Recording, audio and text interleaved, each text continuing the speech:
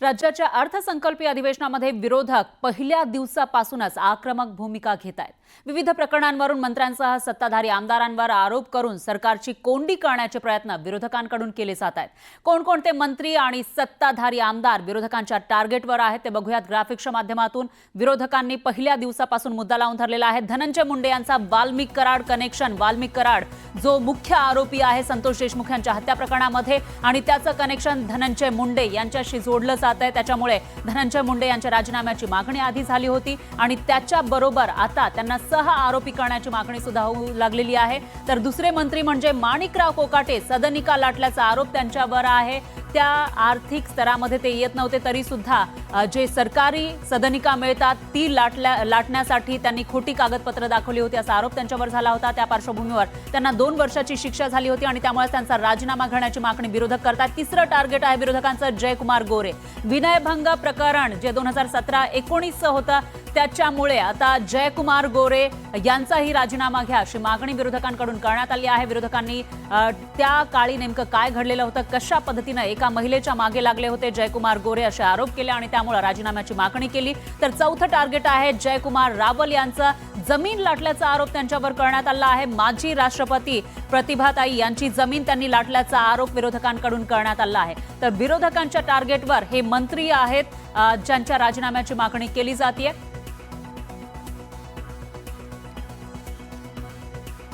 तर धनंजय मुंडे यांच्या राजीनाम्याला अवघे काही तास उलटत नाही तोच आता मंत्रिमंडळातील आणखी एक मंत्री विरोधकांच्या निशाण्यावर आले।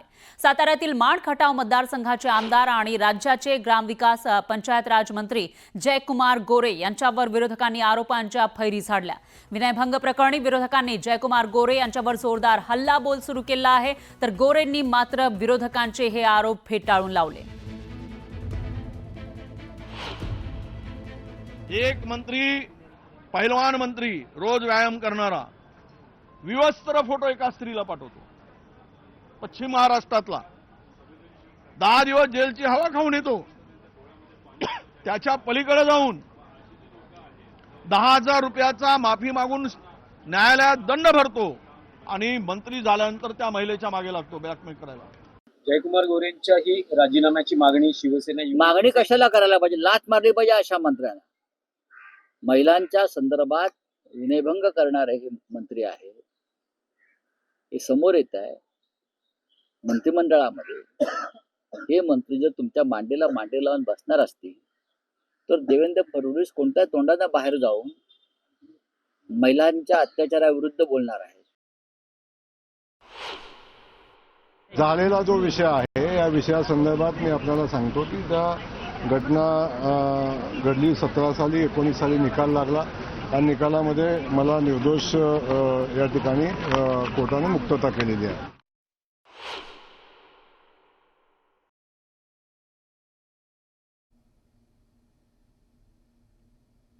या घटनेला कोर्टानं निकाल दिलेला आहे आणि या संदर्भात ज्यांनी माझ्यावर आरोप केलेला आहे त्या प्रत्येकावर मी हक्कभंगाचा प्रस्ताव आजच सभागृहामध्ये आणणार आहे। संबंधितांच्यावर मी माझ्या बदनामीच्या संदर्भात केलेलं काम आहे त्या संदर्भात मी माझा बदनामीचा खटलाही दाखल करणार आहे। आपलं नुकसान भरपाईचाही खटला दाखल करणार आहे। दरम्यान विधान परिषदेच्या उपसभापती डॉक्टर नीलम गोऱ्हे यांच्या विरोधात शिवसेना युबीटी आक्रमक झाली आहे। नीलम गोऱ्हेंविरोधात अविश्वास ठराव मांडण्यात आला आहे। तर नीलम गोऱ्हे उपसभापती झाल्या त्यावेळी शिवसेना एकत्र होती पण काही दिवसानंतर त्यांनी शिंदेंच्या शिवसेनेमध्ये प्रवेश केला त्यामुळे त्यांच्यावर कारवाई करावी अशी तक्रार ठाकरेंच्या शिवसेनेकडून यापूर्वीच करण्यात आली होती। त्यावर विधिमंडळामध्ये चर्चाही झाली। याच अनुषंगाने हा ठराव आहे का याबाबत अजून स्पष्टता नाहीये।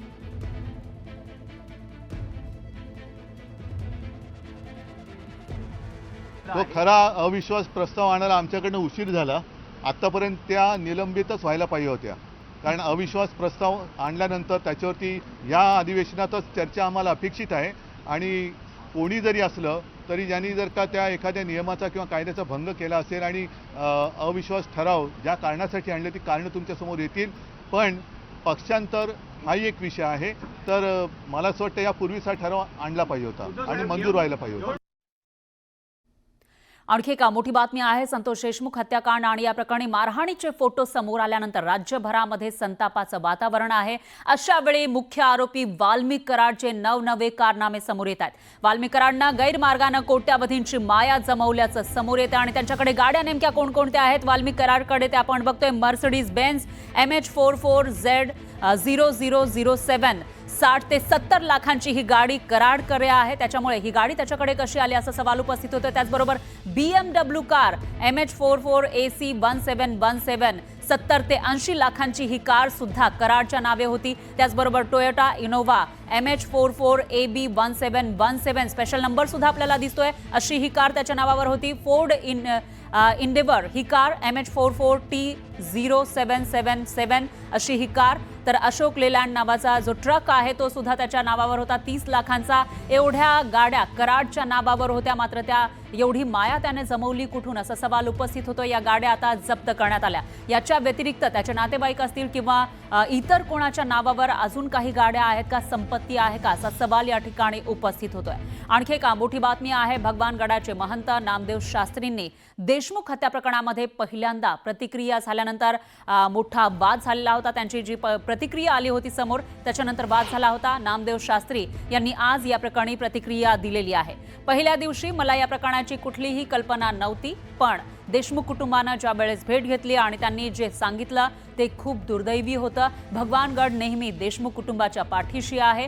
न्यायदेवतेनं या प्रकरणाची गंभीर दखल घेऊन लवकरात लवकर न्याय द्यावा अशी प्रतिक्रिया भगवानगडाचे महंत नामदेव शास्त्री यांनी दिलेली आहे. तर नामदेव शास्त्री यांनी जी प्रतिक्रिया सुरुवातीला दिलेली होती त्याच्यानंतर वाद निर्माण झालेला होता आणि आता जेव्हा या प्रकरणामध्ये ते फोटो समोर आलेले आहेत ज्या क्रौर्यतेनं हत्या झाली देशमुखांची आणि ते फोटो समोर आल्यानंतर चार्जशीट दाखल झाल्यानंतर नामदेव शास्त्रींचं नेमकं काय म्हणणं आहे हा प्रश्न अवघा महाराष्ट्र विचारत होता आणि त्यातच आता नामदेव शास्त्रींची ही प्रतिक्रिया समोर आली.